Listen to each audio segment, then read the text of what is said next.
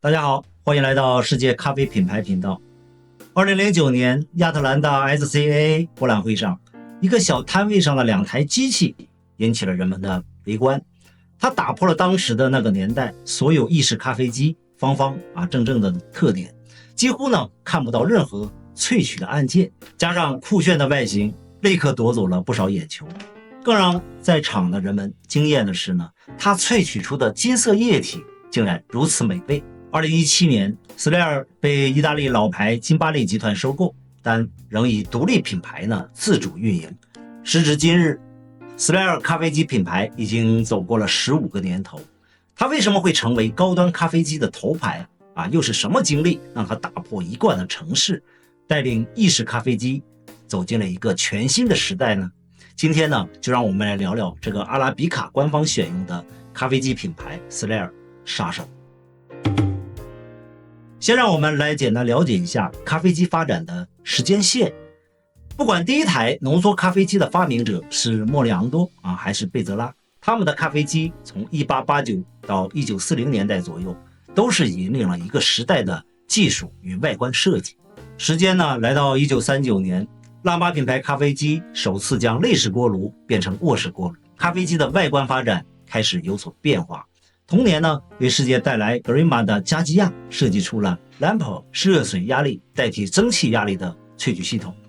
时间来到1945年，飞马与加基亚合作，利用 Lamper 系统开发出了称霸几十年的意式咖啡机。于是拉杆机时代到来。当时的拉杆机不仅在技术上为意式咖啡从口感带来了一次质的飞跃，在造型设计上更是打破了蒸汽压力时代。无论是飞马的行星系列，还是圣马可的罗罗布里吉达，都是成就了时代的经典设计，至今备受咖啡机收藏爱好者们的喜爱。1961年，飞马再次创造了辉煌，设计出经典的161冲煮系统，使咖啡机的技术与造型再次发生改变。飞马161咖啡机已成为经典复古风格设计，成为飞马品牌的代表。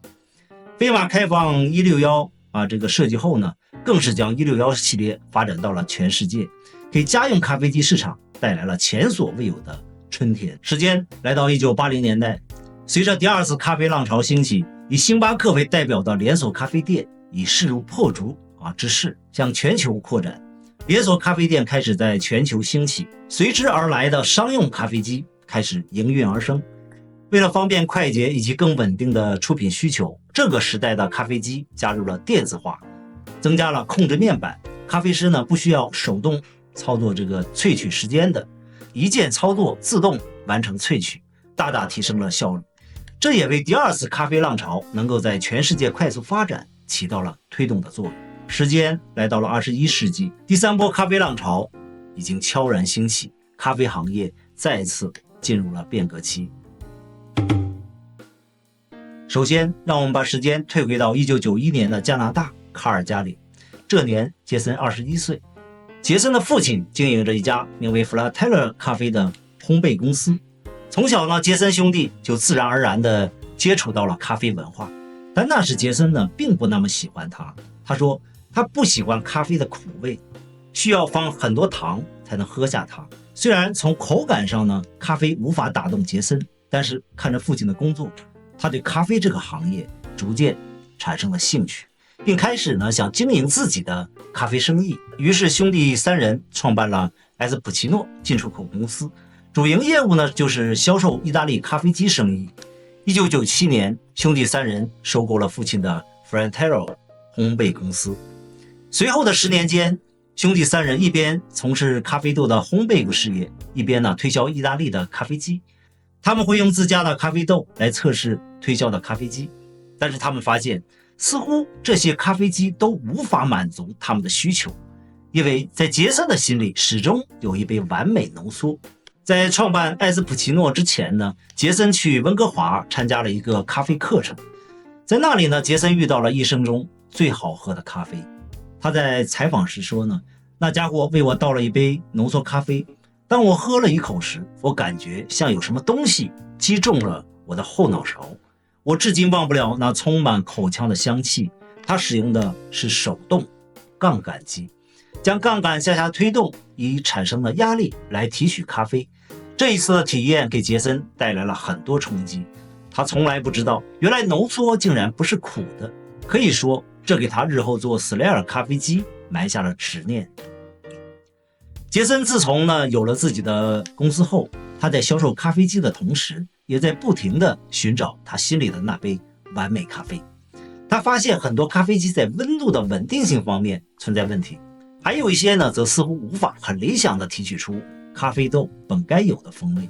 他把自己的发现提供给制造商，但似乎制造商不太在乎这微妙的细节。最后在不断的失望中，杰森果断地放弃了寻找。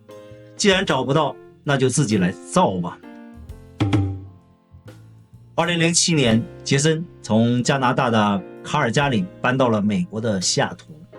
在20世纪90年代，西雅图掀起了咖啡热潮。随着咖啡馆和咖啡品牌的不断涌现，其中以星巴克为领先地位的咖啡品牌，更是奠定了西雅图在全球咖啡的核心位置。杰森觉得这儿才应该是斯莱尔咖啡机开始的地方。人们可能回来西雅图喝咖啡并了解咖啡，但永远不会去卡尔加里。另一方面西雅图的工业发达，因为当时的波音总部就设在这里，这里有强大的飞机制造基础设施，因此很容易为浓缩咖啡机生产定制零件。杰森想，我的咖啡机一定要从技术上和外形上都有所改变。刚开始他回忆着那杯完美的咖啡时，他一直以为压力是美味咖啡的关键，于是前期他投入了大量的时间研究咖啡机的压力，并采购了大量的弹簧来测试压力对于萃取的影响，最后都无法达到他的预期效果。杰森突然意识到，压力不是唯一，它只是众多要素里的一个因素。于是他开始思考咖啡萃取的工作原理。当你按下控制杆时，活塞下降，推动水流穿过咖啡粉饼。如果能让水流缓慢并均匀地润湿整个咖啡粉饼，就能够提取尽可能多的咖啡物质。这也是斯莱尔咖啡机中的专利针法诞生的过程，限制水的流速并控制预浸泡的程度。后来有了航天工程师 Devin 的加入，咖啡机中的任何技术都不在话下。于是斯莱尔独有的针法诞生，让斯莱尔咖啡机的用户能够微调他们的咖啡风味。斯莱尔把它称之为风味分析技术。通过这项创新技术，用户可以在咖啡豆中提取数百种风味。杰森还认为咖啡机美学在这个时代同样重要，应该抛弃那种传统商用咖啡机简单乏味的设计。于是他聘请了具有平面设计和珠宝设计背景的设计师克里斯·弗莱希特纳来改进咖啡机的外观。在杰森叛逆性格和克里斯充满想象的推动下，有了第一台斯莱尔 Espresso V3。杰森甚至还为品牌推出了增值业务定制服务，顾客可以为他们的机器选择所需要的功能和外形。目前斯莱尔拥有3个主要的型号 Steam EP、Steam LP 和 Espresso V3， 以及 Single Group 单头的Espresso V3 型号。这款小巧的家用机同样配备了斯莱尔的针阀专利技术，温度稳定的冲泡锅炉和独立的蒸汽锅炉。Steam EP 型号最显著的特点是预浸泡功能。当按下萃取按钮时，水流入手柄中，4秒钟完成预浸泡。此系统还采用了专有的 Soft Touch 蒸汽系统，在使用后可以立即阻止残留蒸汽，以确保更加安全。Steam LP 型号则是强调了蒸汽锅炉，让蒸汽更加干燥强劲，打发出更加绵密的奶泡。此外还可以根据需求设定自己想要的压力以持续时间，来让每次萃取都有同样完美的结果。Espresso V3 具有的手动控制萃取压力，操作感更强。超高的功能性与炫酷的外形设计让斯莱尔在很短的时间内都与很多高端品牌齐名，甚至有了咖啡机中兰博基尼的称号。